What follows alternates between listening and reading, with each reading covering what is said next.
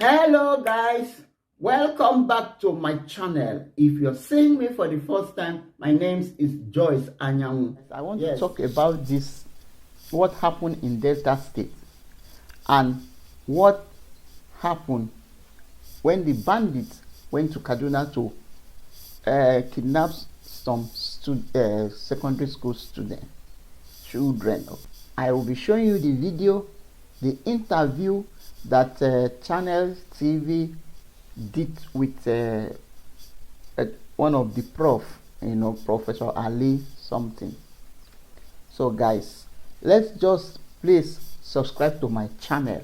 If you know that you have not subscribed, let's just listen, then we will come back and talk about it. Thank you. Kuriga community in Chukum. Well, following an upsurge in the kidnap cases, the Chief of Defense Staff General Christopher Musa arrived at the state government house on Monday to meet with Governor Obasani. The state is actually facing this insecurity crisis over time, and while speaking during the meeting, which also had representatives of the Kuriga community in attendance, General Musa assured that the abducted students and those recently kidnapped by bandits along Kajuru will soon be rescued. Meanwhile, the defense headquarters has debunked claims that the military had embarked on reprisal attacks, including the burning of houses in Okwama community in Delta State. The defense headquarters has in the meantime released the names of the soldiers killed during that attack, which has got a lot of Nigerians very angry that these promising soldiers and officers were killed just when they were trying to make the nation safer. Experts in the fields of security and counterterrorism. I have Professor Ali Alao, who's a visiting fellow and senior lecturer at the Nigerian Defense Academy, joining us right here. He's also a cybersecurity and technology management expert. Thank you so much for joining us. Thank you so much. And also right here on set with me is David Otto, who's an international defense and security analyst. He's a specialist and then, of course, a certified master anti-terrorism specialist too. Thank you so much for joining us. So, Prof, let's start with you. Talk to us about these challenges that we're having now. I mean, the Defense Headquarters has just released these latest pictures with the names of those who were killed. We had a commanding officer, that's a lieutenant colonel, and then, of course, there were, I think, 2 majors, and then, of course, a captain and 12 other soldiers. The nation is mourning at this moment alongside their families because the soldiers were killed while trying to defend the nation's integrity. Talk to us about how it's such a painful thing for us to lose this, not at war, but I mean during peace times. Our heart goes to the family and the colleagues and the whole nation on these gallant, brave men and women, men that lost their life in act of duty to our Commonwealth, Nigeria. They call them youth, community youth or whatever one might call them. These are more than even terrorists. If there's another word can be used to describe them, this heinous crime committed or perpetrated by this lot, they have to face the wrath of the law. And well, it wasn't too long ago, it was almost like a week ago, we said on this very same program that, look, a lot needs to be done. It's about time we all need to put our differences aside and look, we have no other country we can call our own than Nigeria. And if the people that are there to keep our life and property secured are also unsafe by those so-called under the pretext of youth, no matter what their grievances, I believe this is preposterous. This is beyond what can one imagine. Something has to be done. But again, we've heard from the Defense Headquarters, everything possible shall be done under the law. All right, and David Otto, I'll bring you in here. Do soldiers actually have rights too? I mean, whenever it's civilians, we complain of human rights, their right to life being deprived. But here we have soldiers fighting to keep our nation safe, being caught short in their prime. I share the same sentiments with my co-panelist here. This is a very devastating situation. We still continue to mourn, extending heartfelt condolence to the bereaved families. The manner in which these soldiers were massacred is beyond comprehension. That should never happen to anyone. That should never happen to a soldier. Everyone has a right, be it a service personnel or a citizen. We expressed the same heartfelt sympathy when there was a mistake by the military in throwing some bombs in areas that killed civilians. We expressed the same. This should not happen. What has happened to these soldiers should never have happened. They have their rights. The biggest loss is not just for the families, but it is a loss for the continent. It is a loss for Nigeria, because when you train soldiers of this very high caliber, the amount of time and resources that it takes for you to bring up this level of soldiers is just enormous. So we're not just talking about the loss of life of individuals, but we are talking about how much this has cost. Yeah, it's a greater loss to the Nigerian state itself. To the Nigerian state itself and to the Nigerian population. Nigeria is under attack by its own citizens. That's right. Now the question is, what kind of mechanisms are going to be put in place to carry out investigations? Let us not conclude that the community is responsible, because it could be a decoy. It could be people from outside the community who want to see that particular community being demolished, knowing fully well the history of what has happened in previous incidents, and they've launched these attacks. But we are not saying that it is not the community, but what we're saying is let the investigation be thorough. There is no need for a knee-jerk reaction. We cannot condone further killings, be it as a result of retaliation.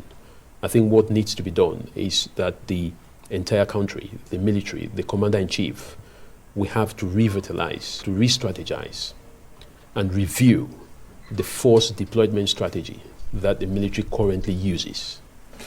All right.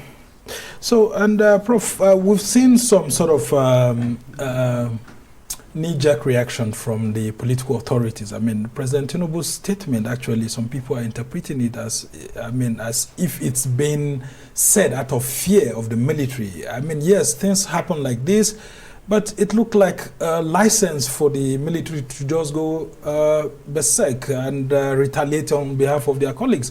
What do you make of that statement by the president? And of course, some lawmakers are also backing the president. I would like to say, you can even see from my own tone, I'm enraged. And let's put this sentiment and political trying to play some cards, let's put it aside. Call them youth. I mean, they say without fire there can be smoke, and without smoke there can be fire. We need to know, they need to get to the science of the situation. I don't think it was just out of a blue. This was well planned. I mean, and again, you can see the gruesome death this gallant military men, personnel faces. It's just unheard of. Very brutal. Something actually. needs to be done. Yeah, I mean, so, but well, I mean, we are a professional army because, I mean, we fight within the context of international laws and treaties and all of that. And of course, the talks is that the military has to still remain professional, even in the face of being... that's correct. Yeah, so now that's where I want you to come in, David Otto. How do we handle this? I mean, it's our own military. We're very proud of it, irrespective of what some citizens have done to them. How do they handle this professionally, such a way that it doesn't look like they are just going out there on a retaliatory course? Well, I think, the reports of, houses being raised, already been distributed on social media is not something that, one should allude directly to a professional military. Despite the horrendous nature of this, massacre, I call it, I think the military must exercise the highest level of restraint. The job of the senior members of the military, the chiefs of staff, the commander-in-chief, is to ensure that a thorough investigation, intelligence-led, is carried out, and the actual perpetrators, and I use the word actual deliberately, the actual perpetrators are hunted down. The Nigerian military, the intelligence services, the police, they do have the capacity to track and trace down each and every one of these individuals. Now, there could be a small percentage of collateral damage, but that shouldn't exceed the national limit. This is not something which the military should wipe down an entire community, as we've seen in the past, in the case of Udi, for example. This is a case where I believe that... Yes, this is a case where I believe that the military should learn a massive lesson in terms of its force deployment. I did mention that this was a well-planned massacre. The issue, and where I think the military would have to scratch its head, is how did this happen? Why was there no response? What happened to the community? Should the military... It should actually happen 3 days. And, it was after 3 days. And should the military be responsible in a democratic setting to respond to peace, to issues that are connected to communal clashes? No, it should be the job of other law enforcement officers, the police. Now, we are not saying that the police should have been killed instead of the military. What we're saying is that this was supposed to be a law enforcement from the police. The police is embedded within the community. If it were the police, they would have had the required number of intelligence to understand that perhaps this peacekeeping mission was a mission of no return to the military. So effectively, we have to review the way that we use the military in Nigeria. Very interesting position there. And Prof, just before we move on to, of course, all the kidnappings in the north and all of that, why did it take the military like 3 days to actually announce to Nigerians that this had happened? Because people are beginning to ask questions. And could it be that the military actually were also doing their own investigation? There are talks here and there that it could also be that it was a gang fight between certain people who control waterways and all of that. And maybe it could have been that some of those soldiers were deployed illegally and all of that. So why did it take us 3 days to actually know that our own soldiers were killed by, people call them hoodlums, mercenaries and all of that? I believe in their wisdom, the wisdom of Nigerian. It sounds unreal. When you're saying, yes. But I mean, in reality, I mean, this should be a huge logistics challenge. And the question is, who has been held accountable publicly? Do we have any authorities resigning as a result of that for failure of not meeting up to the standards of expectations given to them by the president? Now, we're not just talking about people that have been kidnapped. We're talking about people that have been killed as well. And here we are talking about soldiers who are trained by the Nigerian government to protect the territorial integrity being killed. It means that the nation is under attack. The state is under attack. The people are under attack. Nobody is safe. So the simple solution is that there needs to be a review. Perhaps the government may want to establish a national kidnapping something, whatever they want to call it. The government, a database and all of that? A national kidnapping unit. Okay. That will be anti-kidnapping unit. I thought there was something like that with the Civil Defense Corps and all of that. Well, it doesn't seem as if it's working, is it? Because if this number of people are still being mixed away, it therefore means that, it's just in the name. Welcome back. Hi, Nigeria. So we have seen the video where Arise was interviewing Professor Ali and David Otto. Yes. Like for me, I totally agree what David Otto said. In Nigeria, there is something I noticed when it comes to army. My heart goes deeply to those military men that they kill, the youths of Delta State kill, So the problem is that, in Nigeria, there's one thing. Now we have been seeing 16 military men, some will say 50, some will say, different numbers. But You know, Nigeria, before Nigerians would come out and say 16, 20, 17, 20 this, 20 that, you really know that there are more than that numbers. They are more than those numbers, you know. So, and because of this, I'm just saying that if they want to go, they should fish out those people that committed this crime. Because the community is not everybody, because I know that right now the soldiers, they will be killing innocent people in that community. People that don't even know, because these ones that did this thing, these youth that did this thing, they have already left the community. They have already lived. They cannot do this crime or commit this crime and still remain in that community. They have already left that community. You know, I just want the government or, you know, Nigerians to really sit down and look into this matter than just taking law into their hands. I know, yeah, there are laws into their hands, going there, because I was seeing a video yesterday where they were burning the community, putting fire in the it's not done that way. It's not done that way. Nobody have right to kill anybody. Nobody have right to kill anybody. Guys, please, if you hear noise in the background, we are on holidays. The children are at home. So nobody have right to kill anybody. And if you listen to the other guy, the Prof Ali, the professor, the Ali of a man, he was saying that those youth, they are worse than the terrorists that kidnapped the 87 children in Kaduna. See, no crime. One thing we have to know, no crime that is bigger than the other.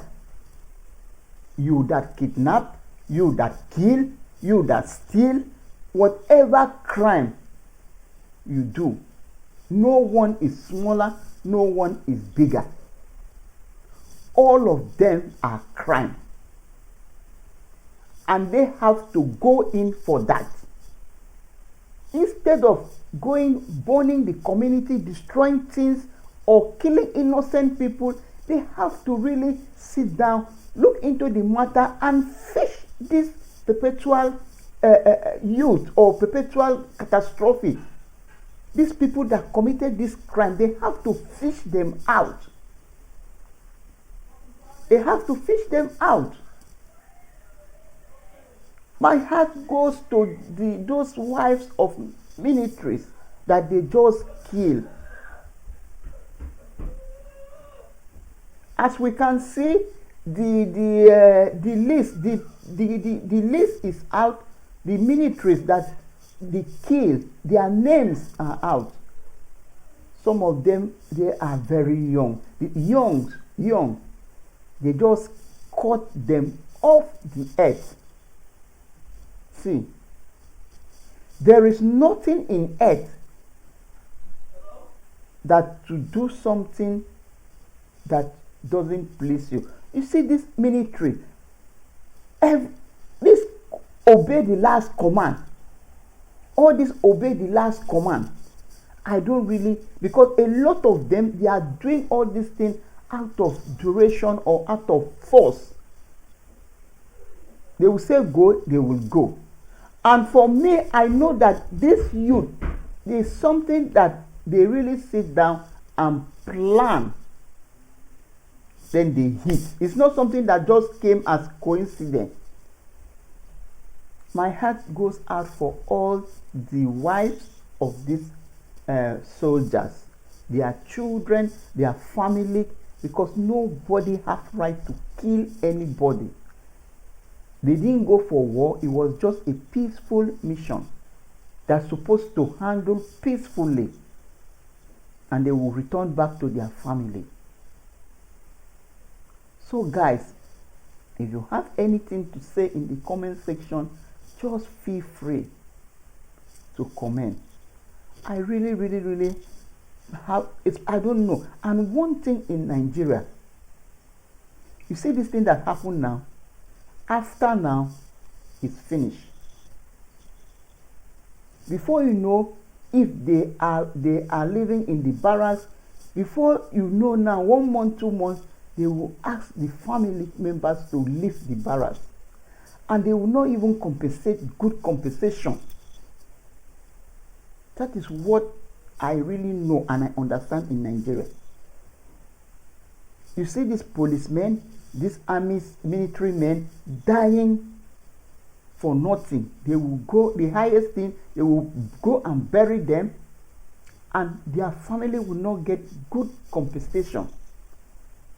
Before you know, they will send the family, if it's those ones that were living in barracks, they will tell them to evacuate the barracks, and they will bring other people. Nah, man, it's not really easy, because they are our hero. For somebody to die because of his country, they are heroes. We're supposed to give them good, at least their family, for them to know that, oh, when my husband died, when my wife died, my country was there for me. But you see now, they will give them all kind of empty promises. After now, you will not hear anything again. They will continue doing their evil.